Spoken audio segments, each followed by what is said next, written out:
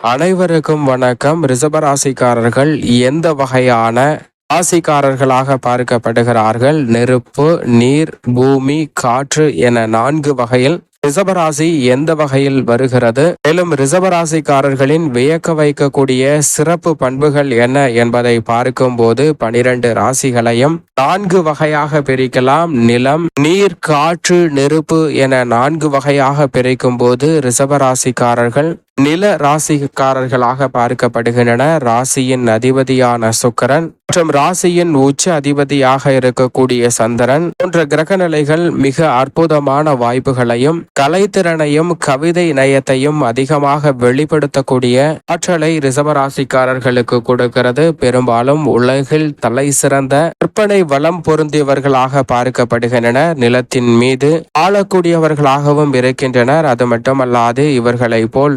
மற்றவர்கள் மனம் கோணாமல் பேசக்கூடிய ஆற்றல் எவரிடமும் இல்லை என்று சொல்லிவிட முடியும். அந்த அளவிற்கு மற்றவர்களுடைய நிலைமை என்ன, அவர்களுடைய குணம் என்பதை அறிந்து அவர்களுக்கு ஏற்றவாறு நெளிவு சுழிவுடன் அனைத்து காரியங்களையும் செய்யக்கூடிய அற்புதமான திறமை பெற்றவர்கள். காதல் செய்வதில் வல்லவர்களாக பார்க்கப்படுகின்றனர். ஏனென்றால் ராசியின் உச்ச அதிபதியான சந்திரனும் சரி, ராசியின் அதிபதியான சுக்கிரனும் இவர்களுக்கு அன்பு மிகுதியை அள்ளி கொடுக்கக்கூடிய ஒரு வாய்ப்பை ஏற்படுத்துகின்றனர். அதோடு மட்டுமல்லாது ஒருவர் மீது கொள்ளக்கூடிய அன்பு என்பது அளவற்ற முறையில் அமைவதற்கான சூழலும் உள்ளது.